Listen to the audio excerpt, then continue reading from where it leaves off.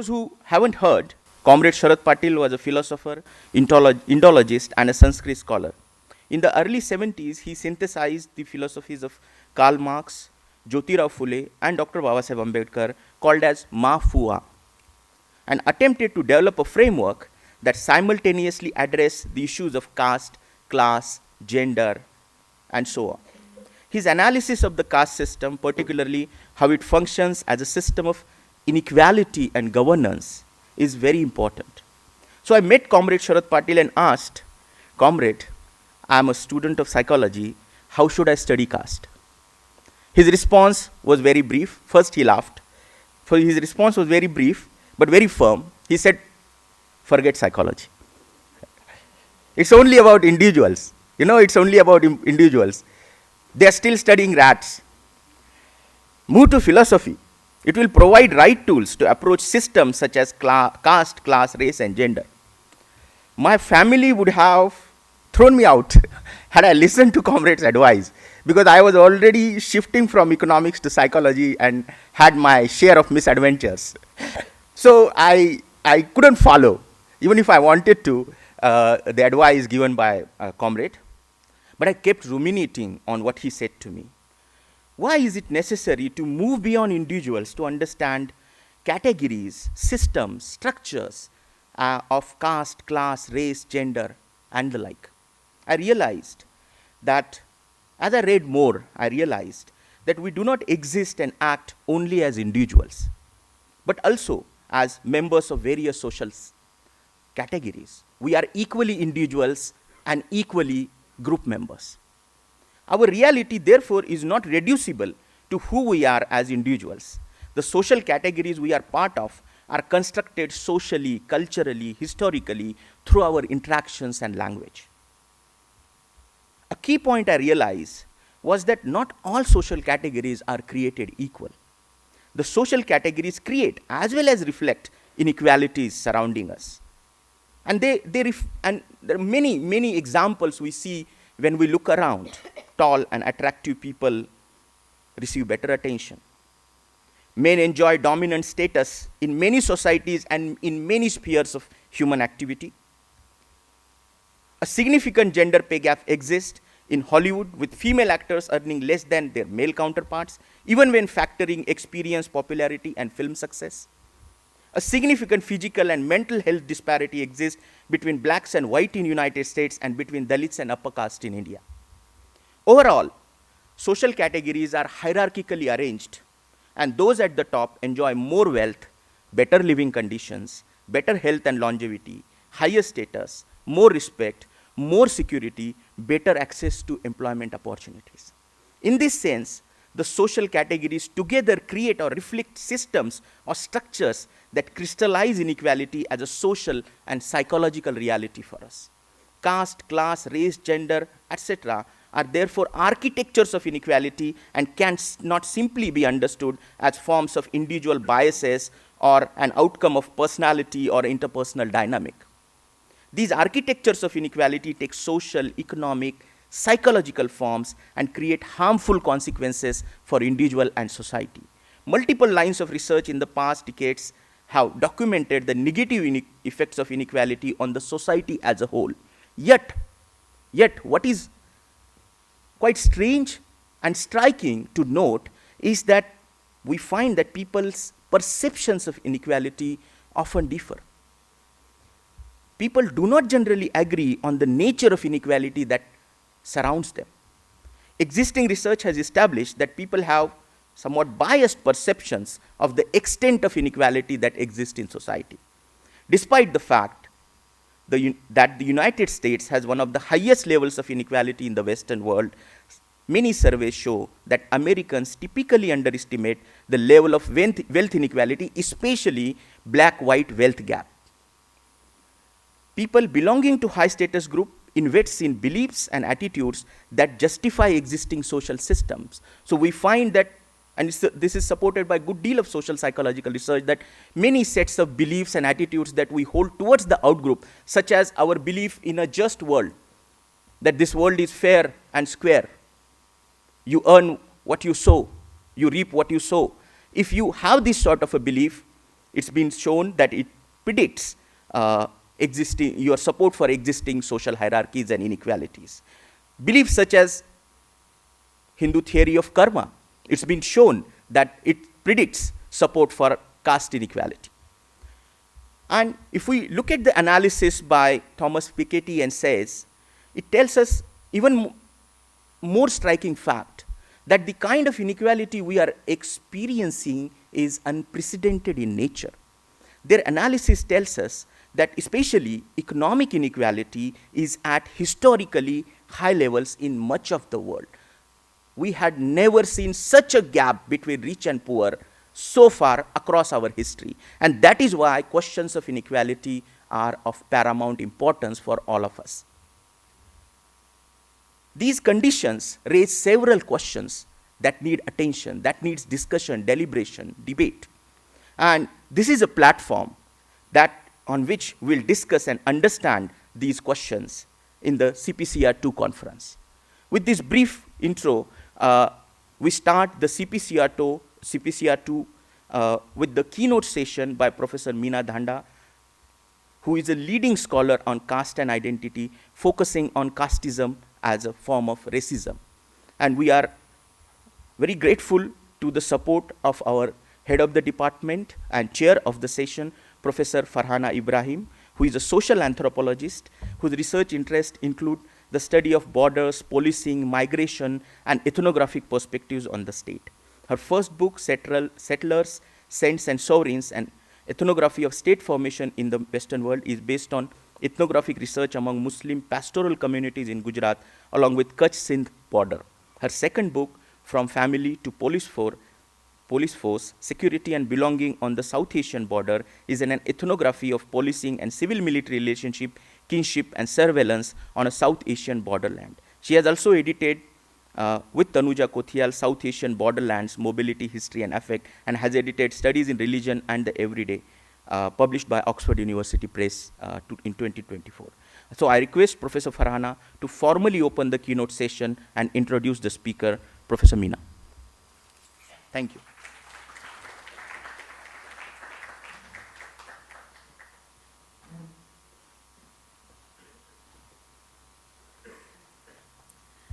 Thank you, Yashpal. It is my great pleasure and privilege to welcome all the delegates and participants to the second edition of CPCR and to welcome you warmly to our department and to IIT Delhi.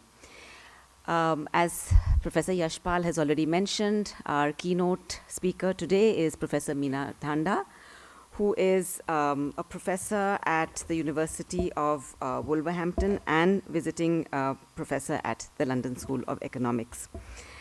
Professor Dhanda is, focuses on casteism as a form of racism. She's the author of The Negotiation of Personal Identity, which was published in 2008, and editor of Reservations for Women, also published in 2008. From 2019 onwards, she has co-edited special issues of academic journals and guest co-edited a cross-journal special feature on race and racism in Scotland, published in 2024 by Edinburgh University Press. She is currently in the final stages of co-editing the Rutledge Handbook of Punjab Studies. Her research as a socially engaged political philosopher is transdisciplinary. She explores the conjugations of caste, class, gender, and race, drawing attention to the social injustices faced by oppressed groups and their individual and collective resistance to domination. In 2013-2014, she was PI of an interdisciplinary project, Caste in Britain, funded by the UK Equality and Human Rights Commission, where she co-produced 2 major reports which informed the government on how caste may be incorporated as an aspect of the protected characteristic of race in the Equality Act of 2010. Professor Dhanda is writing currently Caste, a very short introduction, for Oxford University Press. During the period 2023 through 27, she is also the general editor of Racism by Context, a part of Oxford Intersections, soon to be a global team of subject specialist section editors. Alongside her writing and editing, she is also preparing the groundwork for a project on video self-documentation of an ongoing struggle of landless agricultural laborers for farming rights in the villages of Punjab. I warmly welcome Professor Dhanda and invite her to deliver her keynote address, which is titled Encountering Social Injustice. Thank you.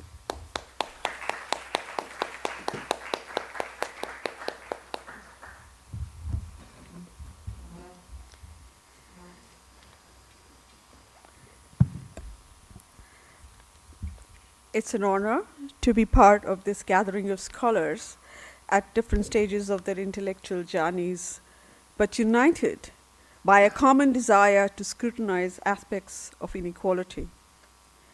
It is very courageous of the hosts, Divya, Yashpal, and Lenny, to assemble us to discuss this challenging subject when the global academic environment for honest discussions on race and racism, caste and casteism, is increasingly riddled with barriers. Between the twin poles of marketization of education leading to redundancies and shrinking of the job market for protected groups on one side, and the rise of authoritarianism leading to silencing of voices on the other, the space for dissidents' voices on vexing social, political, and philosophical issues has noticeably shrunk.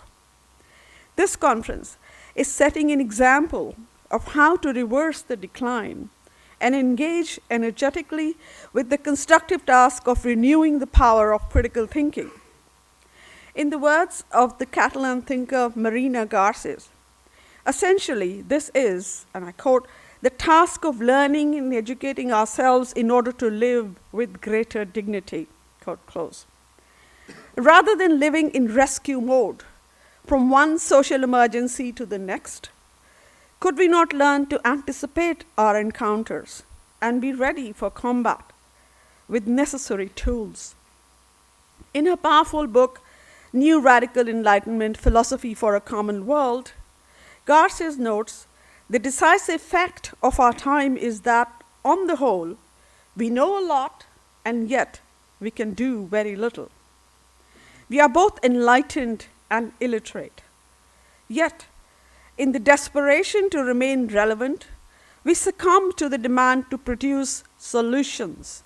However, I quote, solutionism is the cover for knowledge that has lost the power to make us better, both as individuals and as a society.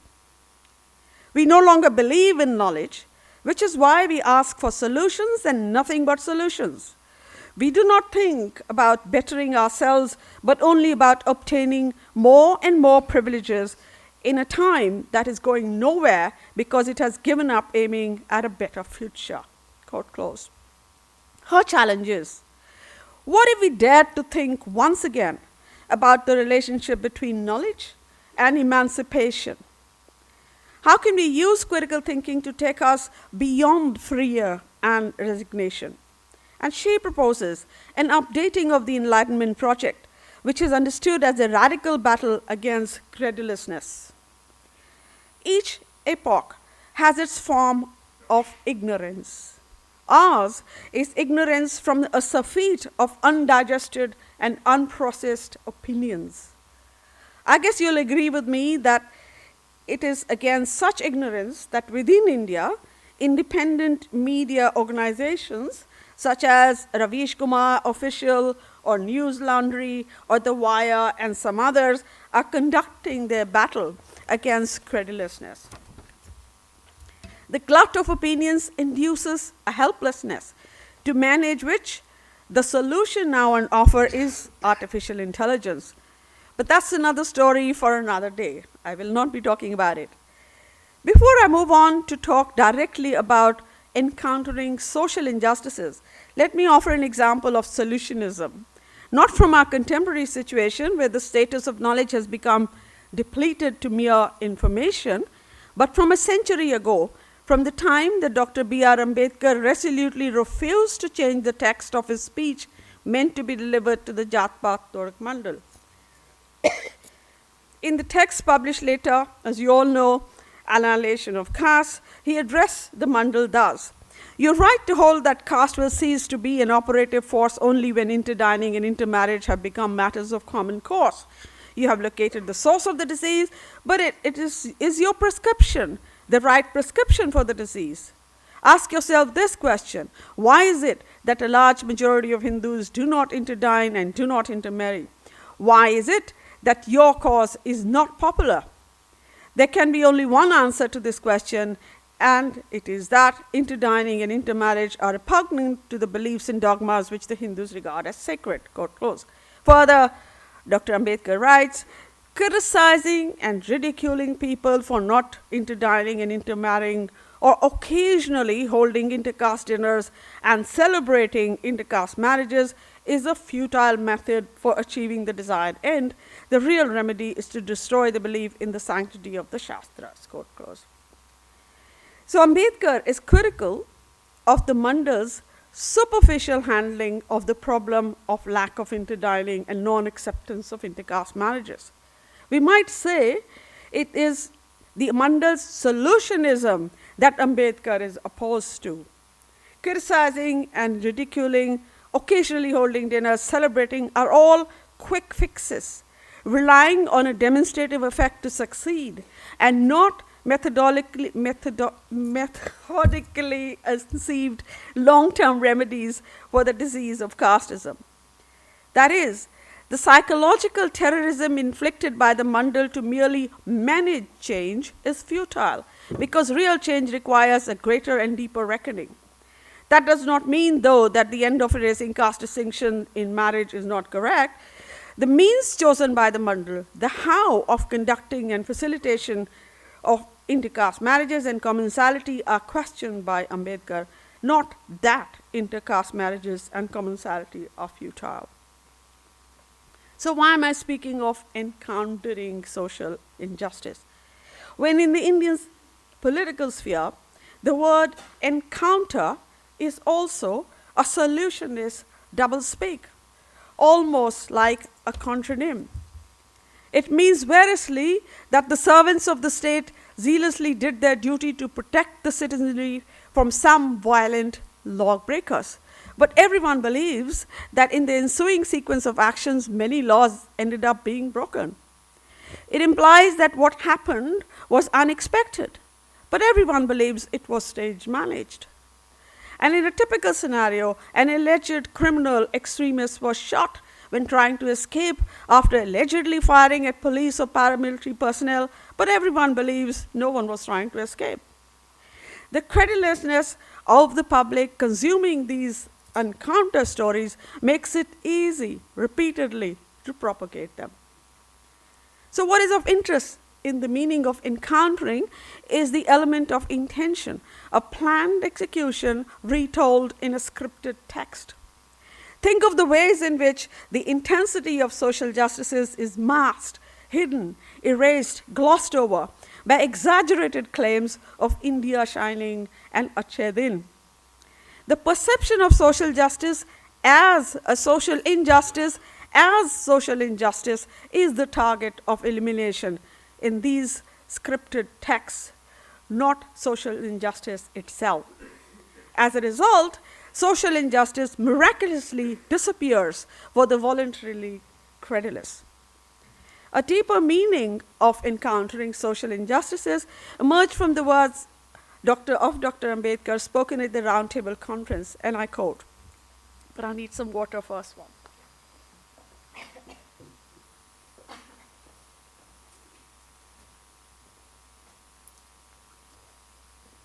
Sorry about that. India is a peculiar country, and her nationalists and patriots are a peculiar people. A patriot and a nationalist in India is one who sees with open eyes his fellow men treated as being less than men. But his humanity does not rise in protest. He knows that men and women for no cause are denied their human rights, but it does not prick his civic sense to helpful action. He finds whole class of people shut out from public employment, but it does not rouse his sense of justice and fair play. Hundreds of evil practices that injure men in society are perceived by him, but they do not sicken him with disgust. The patriot's one cry is power and more power for him and for his class. That was Ambedkar at the Roundtable Conference. So blindness to the inequities of caste in everyday life has not ended. So we must diagnose this failure to encounter social injustice, this lack of will to rise in protest, this shrunken civic sense, this deadening of the sense of justice, this apathy to the injury of others.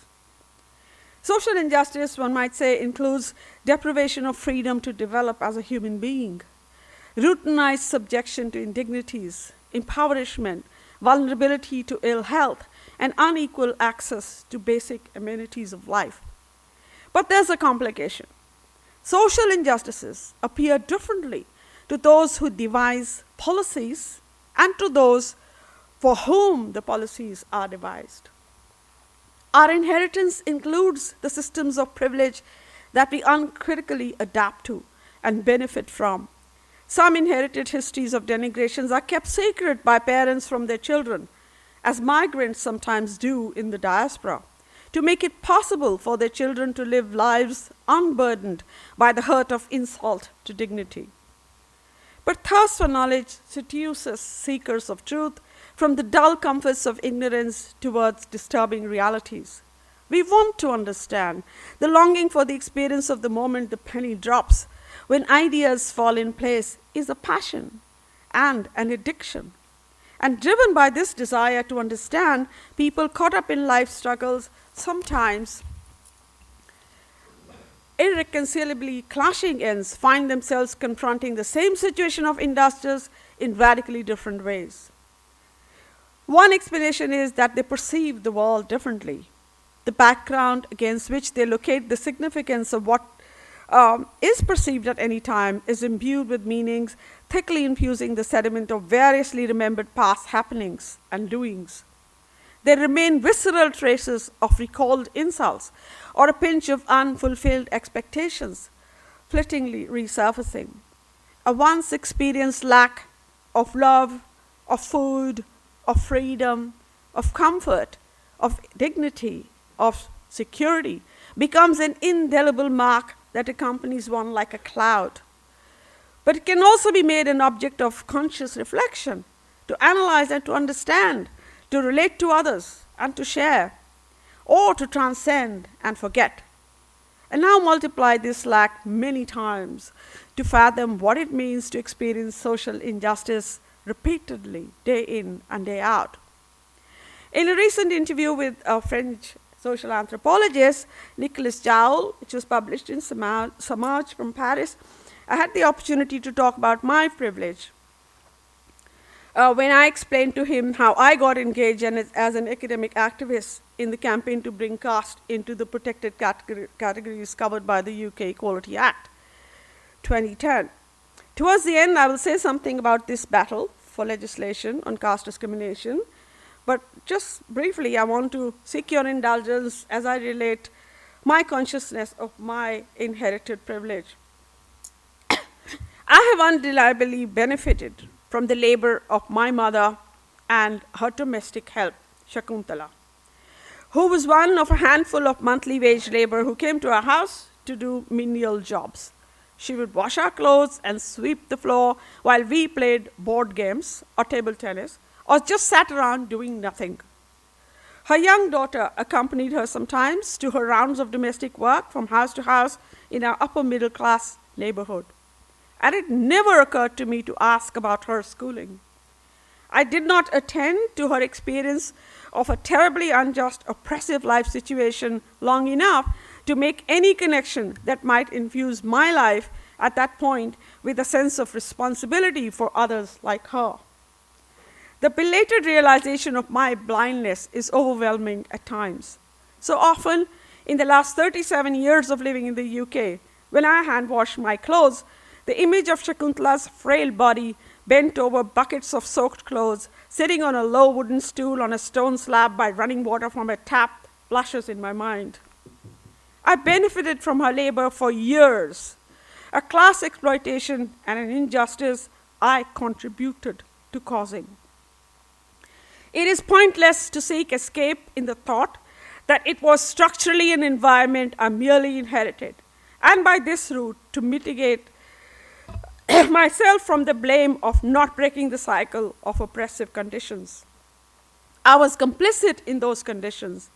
And even as my educated academic activists sanitized present self-view might occlude any memory of my abusive behavior, it is highly likely that I was rude, demanding, callous, and uncaring towards these women who attended to my human needs, compelled by their condition of unchosen servitude.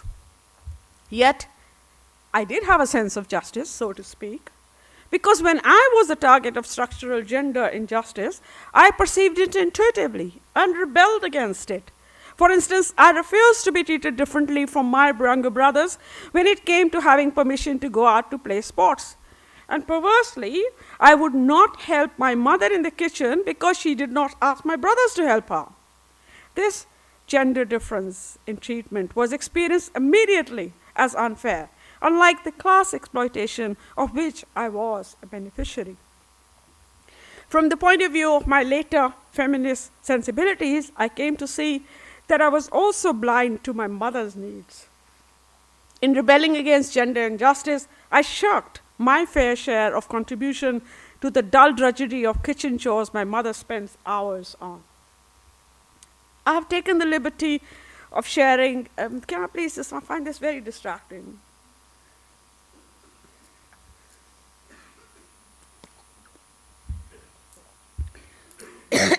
Sorry.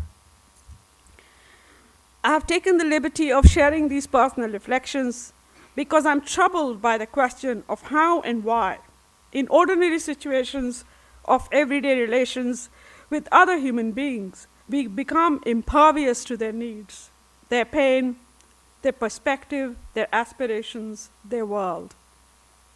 As privileged intellectuals, we may claim to have become sensitive to the suffering of others, but there can be no catharsis even from confections of our complicity in the oppression of others. Our habits of evasion need to be broken. These thoughts have been occasioned by a sense of despondency in the present moment. I'm not able to stitch together a philosophical thesis out of my chaotic thoughts. The enormity of disasters facing our world, with few taking any responsibility for the degradation we are causing, has made me question, very often, the point of doing philosophy. The relentless violence in the Middle East, coupled with the steady rise of right-wing populist, anti-Muslim, anti-Dalit wave of hatred in India, this unending onslaught accompanying a rapacious capitalism at times drains the will to fight back or hope for solutions. To succumb to these feelings, though, would itself become yet another expression of privilege stemming from facticity. So, in order not to defeat the purpose of self-scrutiny, we must plod on and try to grasp the possibility of breaking the hold of facticity. As my Russian philosopher friend Alexei Penzin writes, I quote, "We all feel thrown on planet Earth, and it's only we who can break the capitalist machine of brutal facticity and then refunction it in a different, non-destructive, and truly communized way." Quote close. I must add that reading Garces in preparing for this keynote gave me a reassurance that while the feeling of despair is widespread, doing philosophy with a practical intent, as Iris Marion Young coined her approach to philosophy in an interview she gave me, would be doubly meaningful when done in the company of like-minded scholar activists. I hope some of them are here. Towards this end, Garces proposes an environmentalist approach to philosophy, one that welcomes a plurality of situated voices, each mindful of their finitude. Going to the heart of the problem of sociality in India, Dr. Ambedkar wrote, "It is not enough for men to act in a way which agrees with the acts of others. Parallel activity, even if similar, is not sufficient to bind men into a society." Sorry, I'm just recovering from a flu, so bear with me. Sociality is fractured by conflicting feelings among citizens, reinscribing inherited traditions through contemporary practices. Within such a fractured fraternity, the legal instruments meant to provide uniform and orderly protection to citizens from social injustices are riddled with willful maneuverability and manipulation by the powerful against the exploited. There are loopholes of the law, as Professor Bakshi writes. I quote, deliberate falsification of records, coercive manipulation of witnesses, and arbitrariness in deploying judicial power. Quote close. Mitha provides detailed accounts of famous cases of multiple Dalit victims of mob violence in post-colonial India, which demonstrate discretionary injustice as the core reason for the failure of justice for aggrieved complainants, often after years of litigation. Independent India has seen, I quote, hugely disproportionate upper caste overrepresentation in judiciary and defense services as well. The skewed nature of the judiciary is a likely explanation for the protracted cases under the Prevention of Atrocities Act. The very first case brought under the atrocity legislation in 1991 is a troubling example of caste-infected failure of justice. This case of the massacre of 18 Dalits in the Sundru village in Guntur district of Andhra Pradesh, heard in a trial court after a prolonged wait, concluded on 31st July 2007, 16 years after the crime was committed, with the conviction of 56 men for this crime.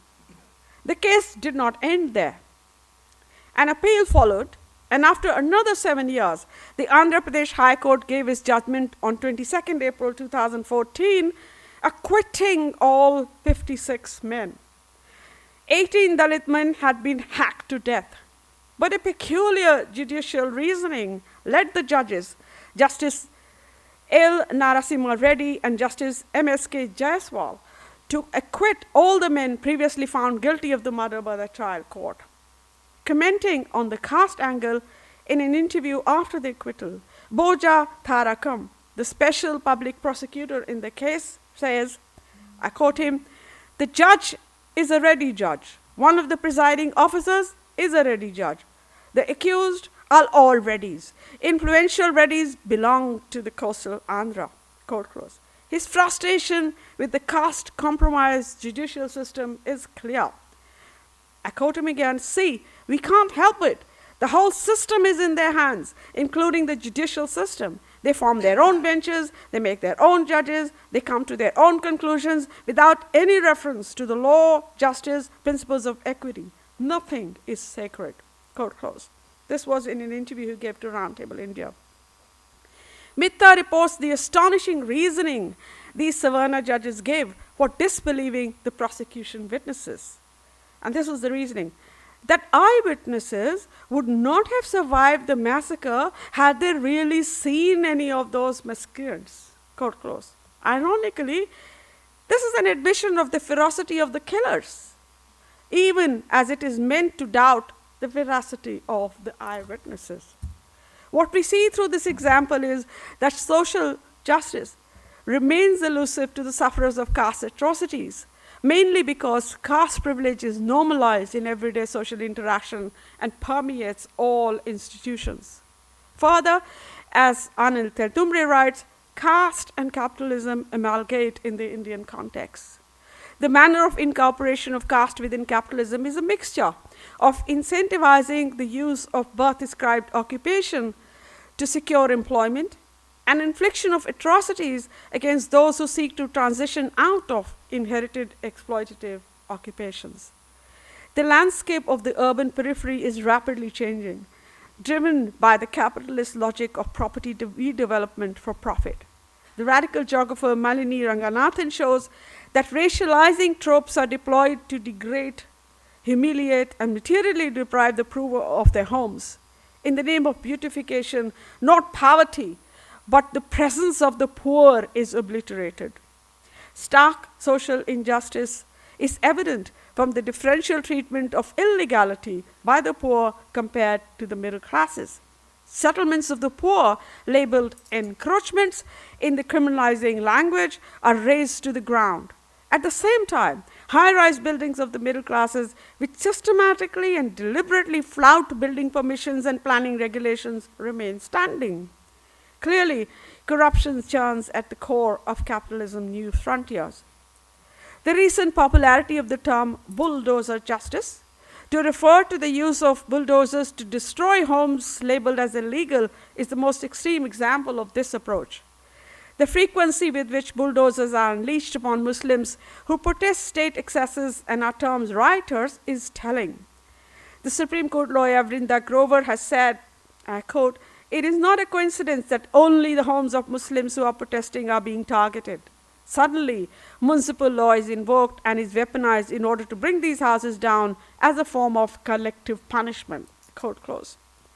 In another part of the world, from our vantage point in the diaspora, we saw Gaza razed to the ground by the settler colonial state of Israel.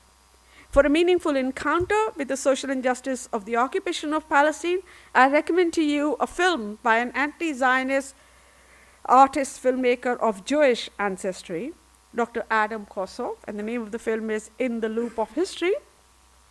Modern Tel Aviv was built on several Palestinian villages. On a smaller scale, Chandigarh, designed by Lee Corbusier, was built on several local villages, displacing poor inhabitants to create a modern city. Kossoff reminds us of what it means to occupy. It is to lodge, invade, encroach upon, intrude on, overrun, take possession. To understand the entrenched injustice of this settler colonial project, it is crucial to focus on work, land, and the workers. Prior to October 7, 2023, between 170 to 200,000 Palestinians worked in Israel, most with work permits, living in the occupied West Bank. After October 7, 2023, nearly all Palestinian workers were fired, their work permits revoked. There are increasing restrictions on Palestinians that limit their access to raw materials. The very means that were used against Jews in Nazi Germany are now deployed by the Israelis against the Palestinians, means of elimination from economic life. The routine destruction of Palestinian olive groves is aimed at undercutting Palestinian self-determination and confirms the thesis that Zionism is a program of land acquisition. A striking image amongst many in my friend Kossoff's film is of sprinklers over young plants in an agricultural field. And this is from a snippet of a documentary footage telling us in a voiceover, they came to a desert, it has been made to bloom. This is an enduring myth of settler colonialism. It erases the fact that there was an ecosphere before the occupation, the farmlands of the Palestinians, which the Israelis incorporated or destroyed and continued to do so. Kossoff's films deftly explores this Lockean myth, a colonial myth of desert islands waiting to be mixed with the labor of industrious people. He amplifies and accelerates the swishing sound of the sprinklers, turning it into a sound of bullets, thus cinematically shattering the colonial myth. We are left with the closing image of settler men floating on water with careless abandon. And this is consistent with the news one hears now of proposals to develop Gaza seaside into resorts. While repeatedly incursions of armed forces continue to make lives unlivable for Palestinians. There's a fictional meditation on the violence of the Nakba that I also recommend to you by a Palestinian author, Adania Shibli. It's called Minor Detail.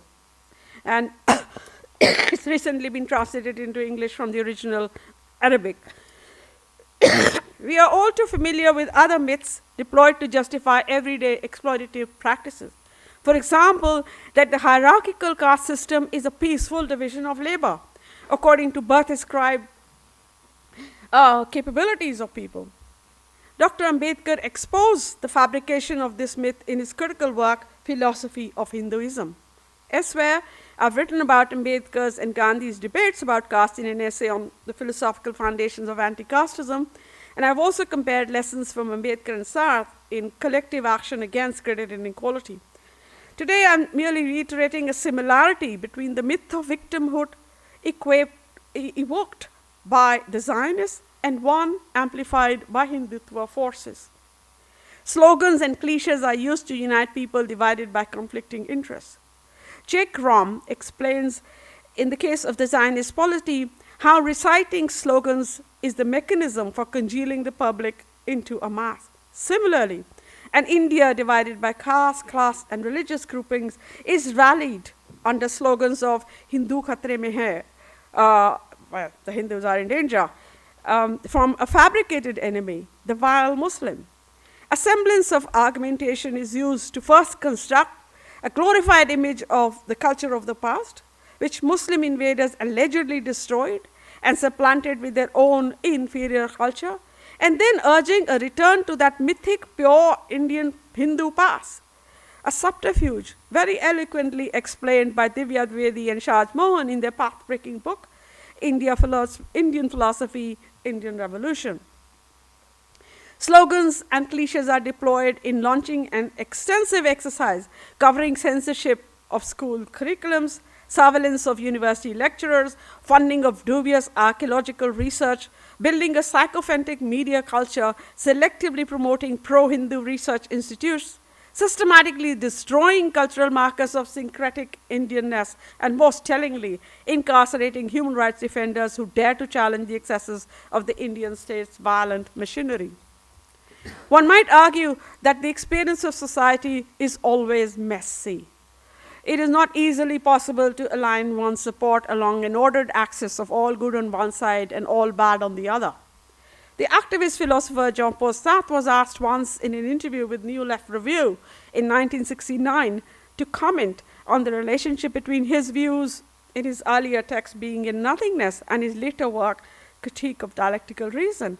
Sartre candidly remarked that when he reread some of his earlier writings, for example, I quote, "Whatever the circumstances and whatever the site, a man is always free to choose to be a traitor or not." He was truly scandalized.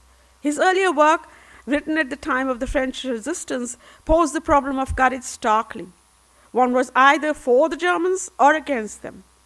But Sartre explains, I quote, "The real political problems of being for but or being against but were not posed by this experience. The result was that I concluded that in any circumstance there is always a possible choice," which is false. After the war came the true experience, that of society. Quote close. So the but butts in. The caveats are particularly debilitating if one is made to choose which of several social injustices one will tackle as a priority.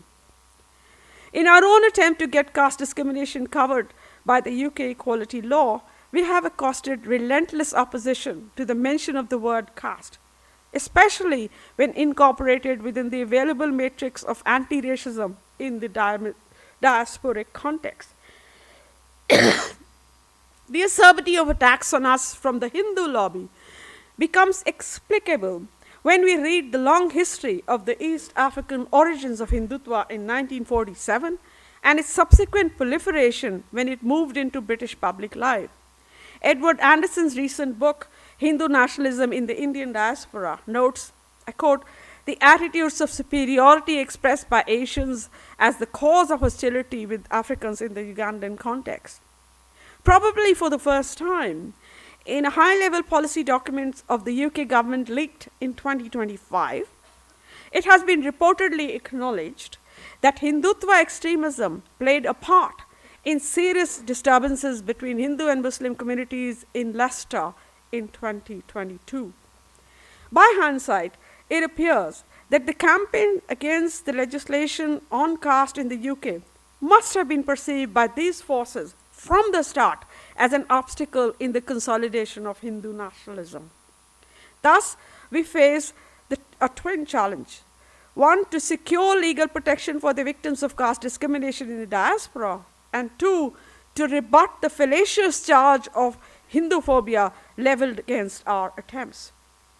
I have discussed this fraught struggle in an article, The Concurrence of Anti-Racism and Anti-Casteism, in Political Quarterly.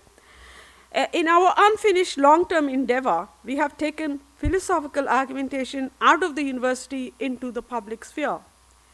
It has been a checkered and stressful journey, but one that established what is non-negotiable for us, namely, the battle for social justice for the caste oppressed will continue in the diaspora. This non-negotiable commitment has been our armor in the protracted struggle to get caste included in the Equality Act. And through collective support embedded within diversity, equity, and inclusion policies in institutions across the globe. I'm coming to the end. I want to draw attention to an inspiring philosopher who is an embodiment of ethical force of the non-negotiable. She is the indefatigable academic activist, the one-of-a-kind 80-year-old Indian philosopher, Professor Rupreka Verma. She has run an NGO, Sanji Dunya, it's called Shared World, for the last 2 decades in the northern Indian state of Uttar Pradesh, where the centuries-old Babri Masjid was demolished by a mob in 1992, and at its site, a Ram temple built in 2024 at a cost of $214 million. Sanji Dunya helps victims of gender and sexual violence through counseling and legal aid. So far, the NGO has helped more than 5,000 victims to find justice in big and small ways. In 2022, Rupreka Verma joined the petition to the Supreme Court challenging the remission of 11 convicted rapists of Bilkis Bano, a Muslim mother whose harrowing ordeal took place amidst widespread violence in Gujarat in 2002. In 2024, that petition was successful. Professor Verma is aptly described as the opposite of the cliché of ivory tower academic. She is Uttar Pradesh philosopher pamphleteer. For 4 decades now, she has taken abstract philosophical concepts like equality, freedom, justice to the streets. Over decades, she has written her own leaflets and distributed them at street corners herself in a very Socratic manner, earning the ridicule of colleagues and a reprimand from her vice-chancellor for engaging in this activity alongside her teaching. She ignored the chiding and carried on nonetheless. Philosophy has not yet reached its end. What this means is that the task of philosophizing must continue, within or without institutions of higher education. Sometimes, though, probing self-questioning about our unfinished existence as philosophers must be disguised. Then, truth must wear a mask to move from one milieu to another undetected, but discoverable by the fearless ones temporarily constrained to lie low. A battle is on, and the warriors for truth must protect themselves and each other. We find an echo of this thought in Meena Dhanda, who I mentioned at the start, when she says, the philosophical situation, even at its most brilliant, is always fragile. If philosophy ceases to be public today, then we must develop a guerrilla version that will make philosophy spread and appear where it is not expected. Quote close. The bottom line is that to remain truthful to the aim of philosophizing with a purpose, we must be able to change life, not just churn out theory. I quote her again, when writing in philosophy becomes a mere means of communicating theories, philosophy stops thinking, transforming us and challenging us. Quote close. Or in the words of Deleuze in a conversation with Foucault half a century ago, and I quote, no theory can develop without eventually encountering a wall, and practice is necessary for piercing this wall. Quote close. Reflecting on Derrida's lecture titled The University Without Condition, which argued for unconditional freedom, unconditional resistance, and unconditional dissidence, Garces offers a contrasting non-absolutist approach of taking a specific stance in the currently existing universities. Unconditionality here means opening up spaces of the non-negotiable within the university. For example, teaching philosophy writing is one such space. The non-negotiable for Garces, I quote, is something that has value in itself, that does not answer to externally imposed calculations. So not only must we open up spaces, but we must also try to maintain them and experiment with them in our battle against the asphyxiation of thought in educational, creative, and research practice. I came to the idea of the non-negotiable from the space outside the university. The non-negotiable for me is the drawing of an ethical limit, of holding firmly to an ethical stance of saying, no, we will not be silent, as Socrates did in arguing against the charge he faced of corrupting the youth or disrespecting the gods. To be clear, the non-negotiable is not claiming an unshakable identity for oneself, since identity, as I have argued elsewhere, is always layered, practical, and incomplete. The non-negotiable, on the other hand, is a resolute refusal, like the refusal of political prisoners to place false blame on their co-accused in exchange for their own release, a refusal to accept the carrot that investigative agencies around the world reportedly offer to procure confirmation for shaky evidence against those they want to convict. A necessarily unfinished task of philosophy is assembling reminders with a particular purpose, as Wittgenstein says. I have tried to assemble some reminders today for critical self-scrutiny, situated materialist thinking, planetary connections, and the non-negotiable as an armor. I hope with some of these theoretical truths, a few aggressive thought stoppers can be countered when encountering social injustice. Thank you.